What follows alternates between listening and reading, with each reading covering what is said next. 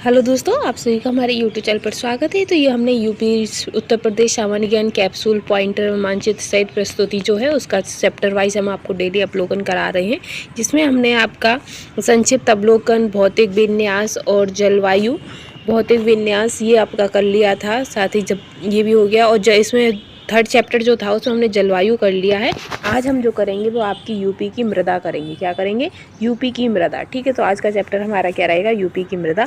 तो यूपी की मृदा से संबंधित जो भी होगा पहले हम उसको पूरा देख लेंगे। ठीक है, तो चलिए हम स्टार्ट करते हैं।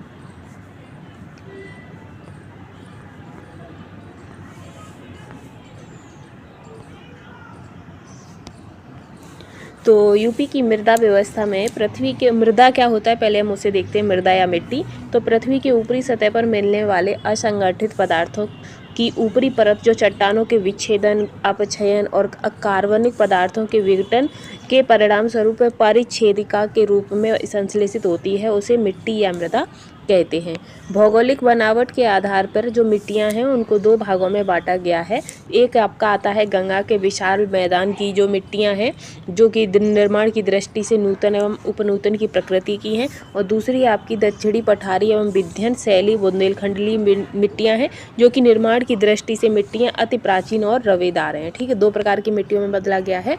तो जो पहला है कि गंगान के मैदानी मृदा को बनावट के आधार पर भी दो भागों में बांटा गया है। एक तो जो प्राचीन कांप मिट्टी होती है उसे प्राचीन गंगा मिट्टी जो भी है आपको कांप मिट्टी उसको वांगर कहते हैं, और जो द्वितीय आपकी क्या है जो नई मिट्टी होती है उसे खादर कहते हैं।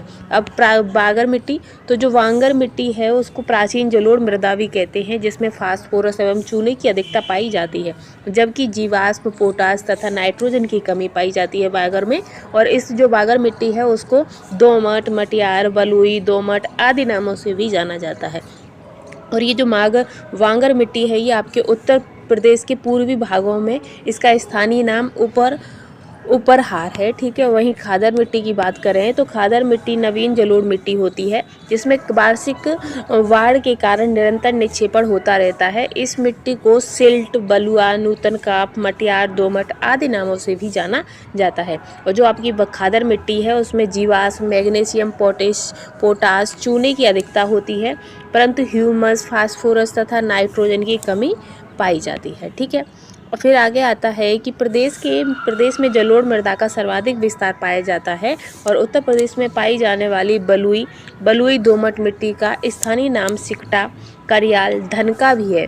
भूड़ हल्की दोमट एवं मिश्रित बलुई मिट्टी होती है, जिसका निर्माण गंगा, यमुना एवं उनकी सहायक नदियों के बाढ़ वाले क्षेत्रों में प्लीस्टोसिस युग निर्मित 10 से 12 फीट ऊंचे टीलों के रूप में होता है। ठीक है, वहीं जो वागर एवं खादर मिट्टी के अतिरिक्त बनावट के आधार पर उत्तरी मैदान की मिट्टियों को अन्य उपभागों में भी बांटा गया है, जैसे कि लवड़ी मिट्टी, क्षारीय मिट्टी, मरुस्थलीय मिट्टी। और मृदा एवं क्षारीय मृदा का जो निर्माण है, लवड़ी एवं क्षारीय मृदाओं का जो निर्माण है वो अत्यधिक सिंचाई एवं अत्यधिक उर्वरकों के प्रयोग के कारण होता है।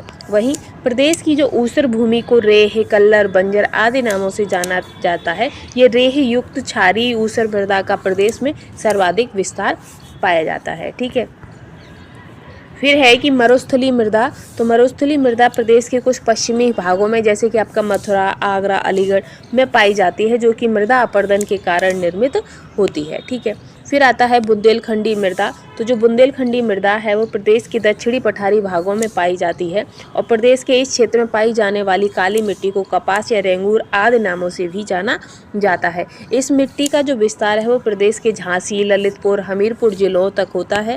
साथ ही लाल मिट्टी उत्तर प्रदेश के मिर्जापुर, सोनभद्र जिलों में पाई जाती है। इस मिट्टी का निर्माण बालूमय लाल सैलों के अपक्षयन से हुआ है, जिसमें जीवाश्म, चूना, फास्फोरस एवं नाइट्रोजन की कमी पाई जाती है। साथ ही लाल मिट्टी में गेहूं, चना, दाल आदि फसलें उगाई जाती हैं।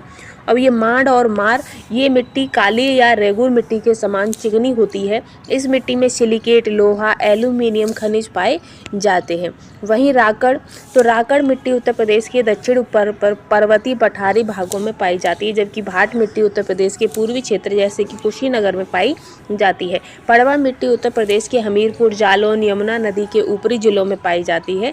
जल प्लावित नदी के किनारे पाई जाने वाली मिट्टी को ढू कहते हैं। क्या कहते हैं? ढू कहते हैं। है। और ढू जो है ये आपके उत्तर प्रदेश के उत्तरी पश्चिमी भाग में पाई जाने वाली मिट्टी है। इसमें फास्फेट खनिज की कमी होती है। मृदा अपरदन, तो मृदा अपरदन से तात्पर्य जल बहाव, वायु वेग अथवा हिम के पिघलने के साथ साथ मिट्टी का अन्यत्र चले जाना ही मृदा अपरदन कहलाता है। ठीक है, वहीं मृदा अपरदन को जलीय एवं वायु अपरदन के वर्गीकृत किया जाता है। साथ ही प्रदेश के पूर्वी एवं दक्षिणी भाग जलीय अपरदन और पश्चिमी भाग वायु अपरदन से प्रभावित होते हैं। प्रदेश का जो इटावा जिला है ये आपका अवरलिका अपरदन से सर्वाधिक प्रभावित होता है। साथ ही जलीय अपरदन का प्रभाव वायु अपरदन से अधिक होता है, जिसमें परत अपरदन महत्वपूर्ण होता है। और किसान की मौत कहा जाने वाला अपरदन समतल खेतों में बहुत सूक्ष्म तरीके से होता है। ठीक है, अब ये मृदा और उनके स्थानीय नाम है, जैसे कि खादर, तो खादर को नवीन, जलोढ़, कछारी, दोमट, मटियार, सिल्ट, बलुआ कहते हैं। वहीं वांगर को पुरानी जलोढ़, उपहार मृदा, दोमट, मटियार, बलुई, दोमट ये कहा जाता है। ऊसर, तो ऊसर को हम रेह, बंजर और कल्लर भी के नाम से जानते हैं। बलुई मिट्टी को भूड़ के नाम से जानते हैं। साथ ही आपकी जो काली मिट्टी है, काली मिट्टी को रेगूर, फरेल और कपास मिट्टी के नाम से जानते हैं। बुंदेलखंड क्षेत्र की जो मिट्टियाँ हैं उसमें आपकी लाल मृदा, पड़वा, माड़, राकर मृदा, भोटा मृदा आदि नामों से जाना जाता है। अब ये कुछ क्वेश्चन है जो आपके प्रीवियस एग्जाम्स में पूछे गए हैं, जिसमें आता है कि किस मिट्टी को बुंदेलखंड क्षेत्र में प्रमुखता है, तो वो है आपकी काली कपास मिट्टी को। फिर उत्तर प्रदेश के वांगर क्षेत्र में किस प्रकार की मृदा पाई जाती है, तो वो आपकी कंकरीली व पथरीली मृदा पाई जाती है। और उत्तर प्रदेश की लाल मिट्टी मुख्यतः कहाँ पाई जाती है, तो वो आपकी मिर्ज़ापुर और झांसी में पाई जाती है। लवण प्रभावित मृदाएं मुख्यतः उत्तर प्रदेश के किन मंडलों में पाई जाती हैं, तो वो आपके आगरा एवं अलीगढ़ में। और उत्तर प्रदेश में सस्य जलवायु क्षेत्र की संख्या कितनी है, तो वो आपकी 9 है। तो ये यूपी की जो मृदा से संबंधित हमारा टॉपिक था वो हमारा कंप्लीट हो गया है। तो ये जो 3rd चैप्टर था आपका जलवायु और मृदा, ये आज हमारा पूरा कंप्लीट होता है। तो अब हम जो आपको कराएंगे वो आपका नेक्स्ट चैप्टर 4th चैप्टर रहेगा। तो आज के लिए बस इतना ही। Thanks for watching.